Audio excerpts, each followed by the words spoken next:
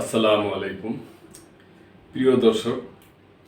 জাতীয় বাংলাদেশ জামাত ইসলামের একজন নেতা উনি আর কি পিয়ার পদ্ধতি নিয়ে বক্তব্য রাখছেন এই পুরান ঢাকার কদমতলী এই এই এই এরিয়ায় উনি, এবং একজন দুস্থ গরিবকে কয়েকজনকে রিক্সাও দান করছেন এবং পিয়ার পদ্ধতি নিয়ে এবং অন্যান্য বিষয় নিয়ে উনি বক্তব্য পেশ করছেন। ওই ব্যাপারে নিউজ,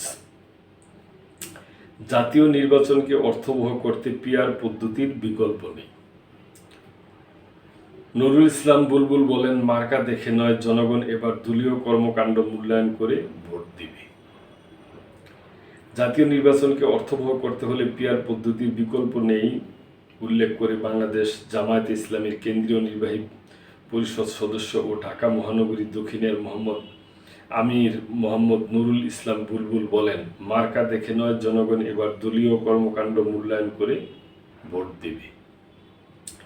তিনি বলেন, যে দলের নেতাকর্মীরা 5ই আগস্ট পরবর্তী সারা দেশে খুন, গুম, লুটপাট, সন্ত্রাসী, চাঁদাবাজি, নৈরাজ্য সৃষ্টি করেছে, সেই দলই এখন ভয়ে পিয়ার পদ্ধতিতে নির্বাচন মেনে নিতে পারছেন না।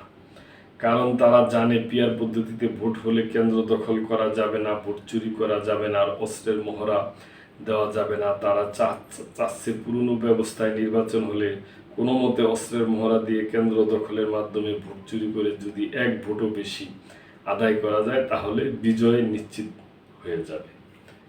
আমি মনে করি প্রিয় দর্শক, এইভাবে না বলে যে পারস্পরিক যে দলগুলো আছে, অন্যান্য দলগুলো ওনাদের সাথে আলাপ আলোচনার মাধ্যমেই এটা যদি করা যায়, কায়েম, এটা যদি বহাল করতে হয় কিংবা করতে হয়, তাহলে কেন এইভাবে একজন আরেকজন যদি ঘায়েল করে কথা বলা হয় তাহলে তো একটা অসন্তোষ দেখা দিতে পারে।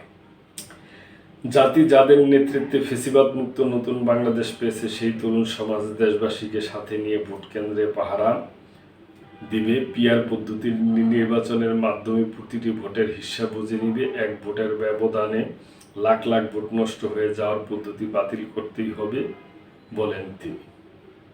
এ সময় তিনি আরও বলেন, অতীতে যারা রাষ্ট্রীয় ক্ষমতায় ছিল তাদের দুর্নীতি, স্বজনপ্রীতি, দলীয়করণের ফলে ঢাকা 4 সংসদীয় এলাকা রাষ্ট্রীয় সুযোগ সুবিধা থেকে বঞ্চিত থাকে। এই এলাকার উন্নয়নের নামে বরাদ্দকৃত লাখ লাখ কোটি টাকা ক্ষমতাসীনরা আত্মসাৎ করেছে। জামায়াত ইসলামীর রাজনীতি হচ্ছে মানুষের ভাগ্য উন্নয়ন ও অধিকার প্রতিষ্ঠার। অন্য দলের মতো নির্বাচন এলে লোক দেখানো সমাজসেবা জামাতে ইসলামী করে না। জামাতে ইসলামীর 4 দফা কর্মসূচির অন্যতম একটি হচ্ছে সমাজ সংস্কার ও সমাজসেবা। জামাতে ইসলামী দলমত, ধর্ম, জাতিগোষ্ঠী নির্বিশেষে ব্যাপক সমাজসেবা কার্যক্রম পরিচালনা করে আসছে। আগামীতেও এই কার্যক্রম অব্যাহত থাকবে। যারা নিজ দলীয় কর্মীকে হত্যা করে জাতি তাদের কাছে নিরাপদ নয়।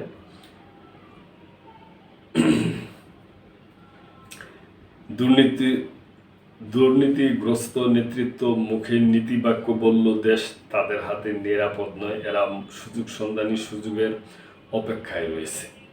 সুযোগ পেলেই বিষধর সাপের মতো এরা ফুঁসে উঠবে, দেশকে আবারও দুর্নীতিতে বিশ্ব চ্যাম্পিয়ন করবে। কয়লা ধুলে ময়লা যায় না, দুর্নীতিতে বিশ্ব চ্যাম্পিয়ন নেতৃত্বের দুর্নীতিমুক্ত দেশ গঠন করতে হবে।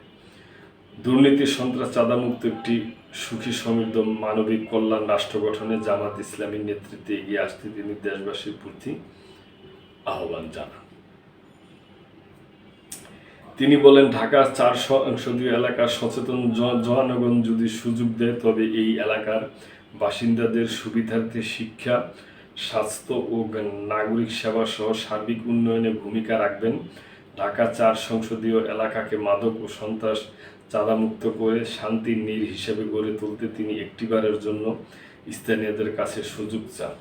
বাংলাদেশ জামাতে ইসলামী কদমতলী পশ্চিম থানা আমির মোহাম্মদ কবিরুল ইসলামের সভাপতিত্বে অনুষ্ঠানে অন্যান্যের মধ্যে বক্তব্য রাখেন মহানগরীর সমাজ কল্যাণ সম্পাদক, পল্টন থানা আমির শাহিন আহমেদ খান, শ্যামপুর যাত্রাবাড়ি থানা আমির মাওলানা জাকির হোসেন, শ্যামপুর দক্ষিণ থানা আমির কামরুল হাসান প্রমুখ। এছাড়া অনুষ্ঠানে শ্যামপুর কদমতলী জোনের দায়িত্বশীল নেতৃবৃন্দ সহ স্থানীয় গণমাধ্যম ব্যক্তিত্ব উপস্থিত ছিলেন।